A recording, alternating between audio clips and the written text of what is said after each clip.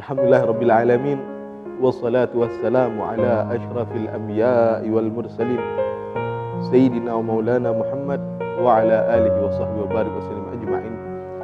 Subhanaka la ilma lana illa ma 'allamtana innaka antal alimul hakim. Rabbi shrah li sadri wa yassir li amri wahlul 'uqdatam min lisani yafqahu qawli. Amma ba'd. Pertama-tama yang paling utama, tidak bosannya kita haturkan puja dan puji syukur kita atas kehadirat Allah Subhanahu wa taala yang mana telah berikan kita nikmat yang begitu banyak. Salawat serta salam juga tidak lupa kita haturkan kepada junjungan kita Nabi besar Muhammad sallallahu alaihi wasallam, yang mana beliaulah yang membawa dari zaman kegelapan menuju zaman terang benderang, minadh dhulumati ila nur hatta ila siratihil mustaqim. Pemirsa Dalwa TV yang dirahmati oleh Allah,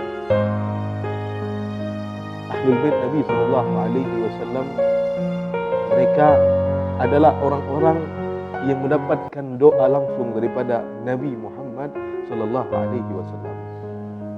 Ahlul Bait yang biasa kita panggil dengan sebutan Habib atau Sayyid ataupun Syarifah, mereka adalah keturunan daripada pernikahan Sayyidina Ali karamallahu wajhah dengan putri Rasul sallallahu alaihi wasallam, Sayyidah Fatimah Az-Zahra. Di mana ketika di pernikahan beliau berdoa, Rasul sallallahu alaihi wasallam berdoa, Allahumma barik lahuma wa as'ada jaddakuma wa akhraja minhuma al-kitab tayyib. Nabi sallallahu alaihi wasallam berdoa, ya Allah, berikanlah mereka berdua keberkahan dan berikanlah mereka berdua kesenangan dan keluarkan daripada mereka keturunan yang banyak dan yang baik. Subhanallah, sahabat Rasul sallallahu alaihi wasallam Anas bin Malik adalah sahabat yang paling lama mengabdi kepada Rasul sallallahu alaihi wasallam sehingga mendapat doa khusus daripada Nabi. Yang mana salah satunya doa Nabi untuk beliau adalah panjang umur. Maka beliau termasuk sahabat Nabi yang paling panjang umurnya. Dan beliau bersaksi dengan beliau mengatakan, wallahi kad akhraja minhuma al-katsir at-tayyib. Demi Allah, aku telah menyaksikan bahwasanya yang telah keluar daripada keturunan mereka berdua yaitu keturunan yang banyak dan baik. Pemirsa yang dirahmati oleh Allah, keturunan Nabi sallallahu alaihi wasallam, mereka sebagaimana yang dikatakan oleh Nabi, yang didoakan oleh Nabi, yaitu banyak baik. Banyak sekali orang mempermasalahkan para keturunan Nabi, ada yang dia melakukan dosa, ada yang dia bermaksiat kepada Allah. Bisa jadi itu semua. Kenapa? Karena mereka keturunan Nabi sallallahu alaihi wasallam sama seperti kita manusia biasa, dan mereka tidak dapat gelar maksum sebagaimana Nabi dan Rasul. Nabi dan Rasul diberikan oleh Allah Subhanahu wa taala gelar maksum, yaitu terselamatkan daripada dosa. Selain Nabi dan Rasul, walaupun habaib, walaupun ahlul bait Nabi, maka tidak akan mendapatkan gelar maksum tadi. Jadi intinya bisa jadi seorang habib, seorang sayyid, seorang syarifah, seorang ahlul bait Nabi sallallahu alaihi wasallam, dia melakukan daripada dosa. Intinya kita sebagai umatnya Nabi yang mengaku cinta kepada Nabi, andaikan kita menemukan ada ahlul bait Nabi yang dia keluar daripada jalurnya, dia bermaksiat, maka kewajiban kita untuk menasihati mereka, untuk menegur mereka agar mereka kembali ke jalan yang benar, kembali ke jalan datuk-datuknya. Itu kewajiban kita yang pertama. Kewajiban yang kedua adalah mencintainya, karena ini adalah firman Allah, perintah Allah agar kita cinta pada Nabi Muhammad.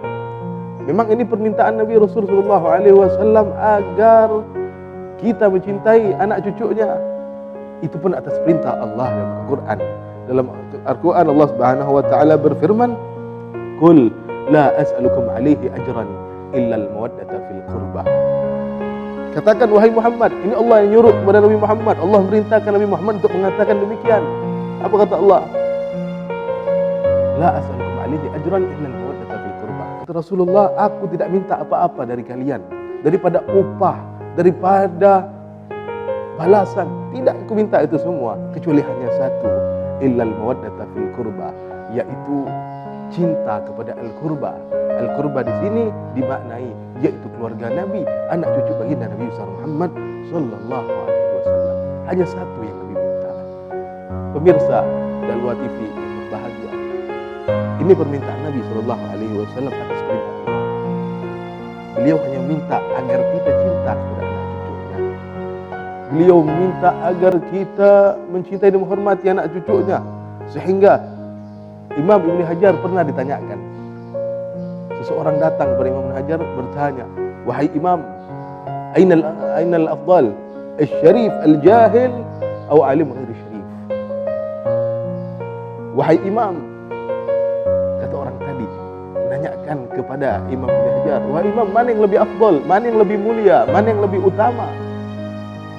Orang ahlul bait yang bodoh atau orang alim tapi bukan ahlul bait?" Maka dijawab oleh Imam Ibn Hajar, apa jawaban beliau? Al-syarif al-jahil afdal wa in kana jahilan. Al-syarif afdal wa in kana jahilan. Kata beliau, jelas ahlul bait yang bodoh dia lebih afdal, dia lebih utama, dia lebih mulia walaupun dia bodoh. Kenapa? Kenapa mereka lebih mulia? Kenapa mereka lebih utama? Karena kata Imam Ibn Hajar tadi, kemuliaan mereka berada pada zat mereka. Di dalam diri mereka mengalir darah Nabi Muhammad sallallahu alaihi wasallam. Ammal alim ghairi syarif fala yusafu bil ilm. Kalau orang alim yang dia bukan ahlul bait, kalau dia gila, maka dia tidak bisa disifatkan sebagai orang yang berilmu. Pemirsa Dalwa TV yang berbahagia, maka intinya kewajiban kita hanya mencintai mereka. Sebagaimana kita mengaku kita cinta kepada Rasulullah, maka cintailah anak cucu Nabi sallallahu alaihi wasallam. Sebelum kita akhiri, kita dengar sebuah potongan syair yang mana di situ dikatakan, "Faza kalbun bihubbi ashabi kahfin, fa kaifa ashqa bihubbi ali baiti Muhammadin."